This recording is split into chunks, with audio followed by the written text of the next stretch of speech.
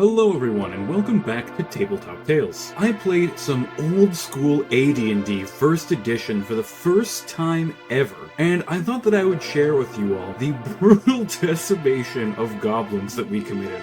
It was some serious war crime level stuff, guys. So I was playing two characters in this game. I had brought back good old Otto Erector, a human cleric of Pilor.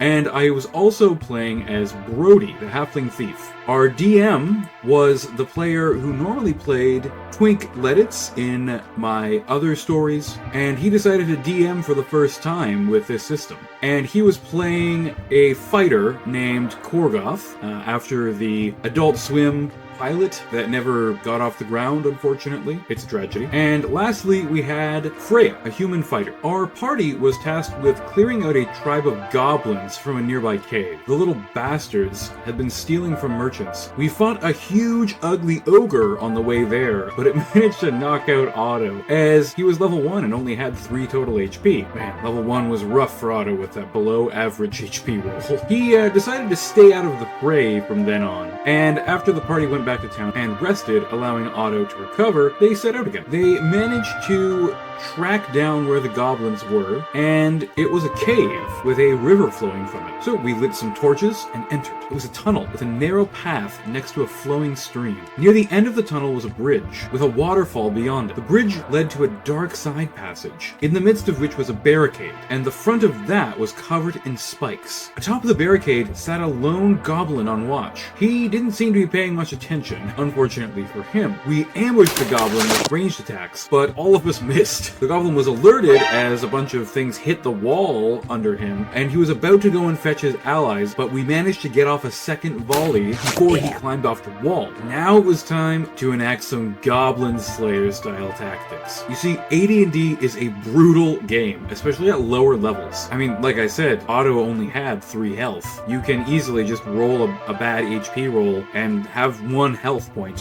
for your first level. Outside of magic spells, there really aren't that many class abilities. Like, thieves can backstab people, and like rangers can track stuff, but really, you need to be clever and creative to defeat your enemies, unless you just plan on slogging through a combat and chunking down all of the enemy's HP. I had purchased some flasks of oil in town, as this was our second adventure, and we had a little bit of money to play with. I'd bought some other supplies, but I won't spoil that for you guys. We covered the barricade in oil and set it on fire, and then the party retreated across the bridge and laid in wait. And it wasn't too long before the smoke from the fire alerted the goblins to what was going on. Brody spoke Goblin, so he was able to understand them as they came up to the barrier in a panic.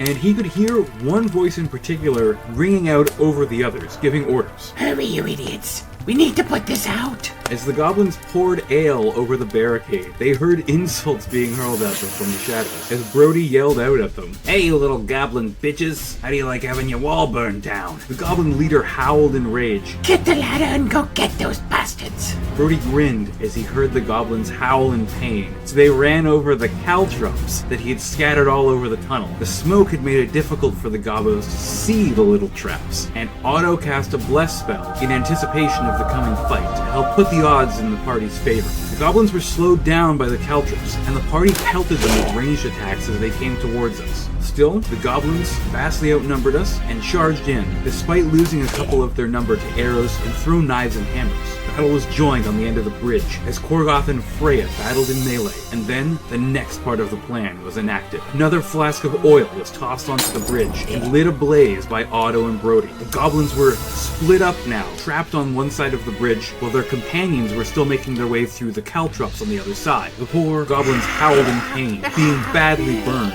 by the fire, as Brody taunted them again. Is that all you got, you little wimps? You better come get us, or else we're gonna go find your village and screw all your mothers and sisters. The goblin leader flipped out at this. Did you hear that? They're gonna screw our women! Get that fire out and go and get those bastards! Some of the goblins charged through the fire, heedless of the danger. A couple of them simply burned to death, stupid, brave little monsters. But a few got through and engaged Freya and Korgoth. Brody hurled more insults and daggers alike into the fray, and Otto hurled hammers as well, and managed to unfortunately nail Korgoth in the shoulder when he rolled a 1 accidentally. The goblins finally managed to get the Inferno put out with an entire cask of beer, but by then, only a few of them were left, and they all charged in alongside their leader, and they managed to deal some damage to Korgoth and Freya, but eventually they were defeated, and we were able to loot the goblin caverns, finding the missing casks of ale, along with a couple of pigs in cages, and the goblin treasure, which was filled with silver coins and a few other knickknacks here and there. Our party now was pretty rich, and Brody and Otto both leveled up. Don't ask me why clerics level up faster than fighters. AD&D is weird.